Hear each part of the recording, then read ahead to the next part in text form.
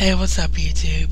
You know, my friend put it best today as we kick off another edition of RazMansReality with yours truly, the Razman. My friend put it best today when he said that some people in this world unfortunately just don't have any luck at all. Because a news story came out today that a widow of a 9/11 victim perished herself this morning when a plane crashed into her house. And you know, it's insane really to think about what happens to people sometime and why God chooses to let it happen to them. I mean, your husband dies in the case of this woman in the most horrific attack in U.S. history, arguably. Definitely in my lifetime and in my generation's lifetime.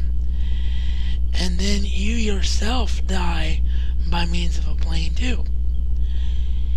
It just is absolutely unbelievable, and all I can say is from myself and you, the audience here that watches this blog show every day, that we all wish you nothing but the best and finding your peace in the afterlife, hopefully going to heaven. And if any of those family members are out there watching this, may God bless you and keep you always as well. My friend Mike, you guys remember me, guys and gals, excuse me, remember me talking about him from a couple vlogs ago. He's the guy that owns the YouTube channel Spook University and is making a Ghostbusters tribute film, and is also part of the group dubbed the Ohio Ghostbusters. Well, the Ohio Ghostbusters, according to Mike in a message he sent me right here on YouTube in my YouTube message box, the Ohio Ghostbusters were invited by Atari, the makers of the new Ghostbusters, the video game that'll be released here in the near future, to head out to New York for Comic-Con. And at least I'm pretty sure that's where Comic-Con is this year. It could be in California too, because it's been in both places, but the point is that they were at Comic-Con as a group working with Atari. They might actually get to get some hands-on work with the video game, so that's really, really cool. And at least I think, Mike, if I'm misinterpreting your message, let me know and I'll correct it in tomorrow's blog. But it sounded like you said that you guys are working with Atari, or will get to work with Atari. They were interviewed by G4, the video game channel. That interview, as soon as I know when that'll be aired, I will let my audience know. And here locally, Jim Booker of Channel 2 interviewed the Ohio Ghostbusters, and either tonight or Monday, Friday or Monday, that interview will be on the air on Channel 2. So if you're a Ghostbusters fan or just a fantasy freak like myself, you definitely want to check this out because it should be a lot of fun. Speaking of fantasy, I'm going to add a question in addition to, of course, my video program question that continues to run about what program should I use to do a intro video for the show. Got a fantasy question for all my fantasy gurus out there, in particular, in this case, the Harry Potter ites. Which Dumbledore, actor-wise, do you like better? Do you like the original Dumbledore, the late great Richard Harris, or do you like Sir Michael Gambon, who took over the role in Prisoner of Azkaban due to Richard Harris's death, and has, of course, played the character since and will play the character up through the end of the series?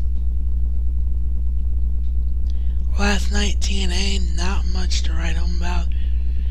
It was actually really sad because Scott Steiner got a victory over Petey Williams, and it's now come out that that was Petey's last match in TNA, and he is one of the homegrown talents in TNA, so for him to be victimized by the poor economy and TNA being forced to do cutbacks, that's just a really, really sad thing to see.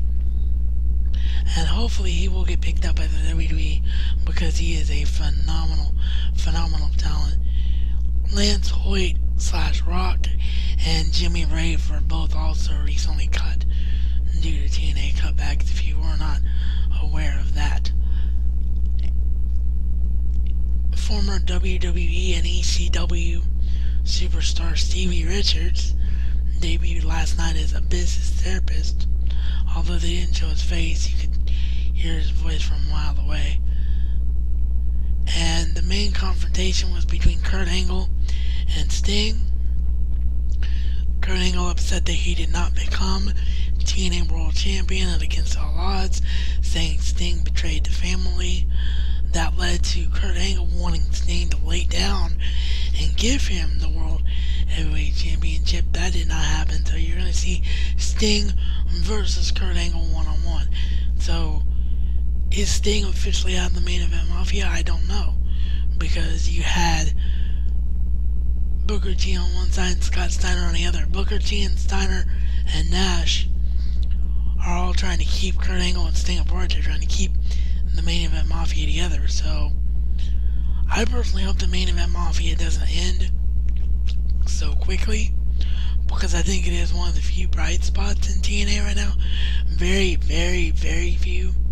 And with WWE having a new show coming to WGN here really soon in a Thursday time slot that I believe is up against TNA, TNA is in some serious trouble and they need to keep whatever they have good going for them. So hopefully the main event mafia will continue, just maybe without the icon Sting. And the last thing that I have for all of you here today is AWA Wrestling, the classic organizations where many of the great stars of wrestling, Shawn Michaels, Kurt Hennig, Scott Hall, Greg Gagne was the owner and wrestler in the company. So many guys, Marty Jannetty, the list goes on and on and on, really.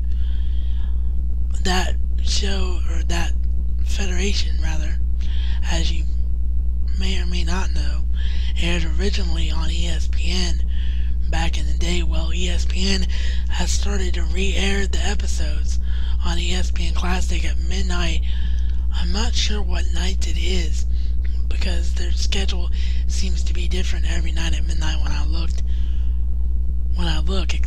but I just got done watching an episode, and that episode featured Kurt Hennig. Kurt Angle would never have been in AWA, sorry about that. Guess I had Kurt Angle on the brain from the TNA recap, but the late great Kurt Hennig and a very, very young Scott Hall as AWA World Tag Team Champions.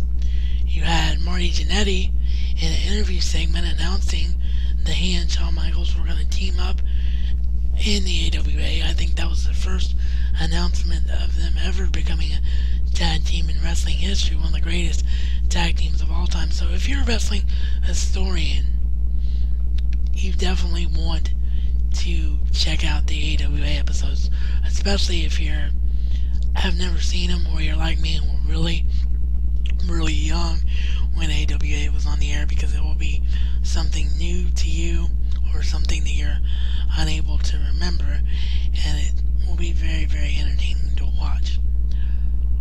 With that, this is reality according to the RazMan, and RazMan style. It's not just a catchphrase, but a way of life.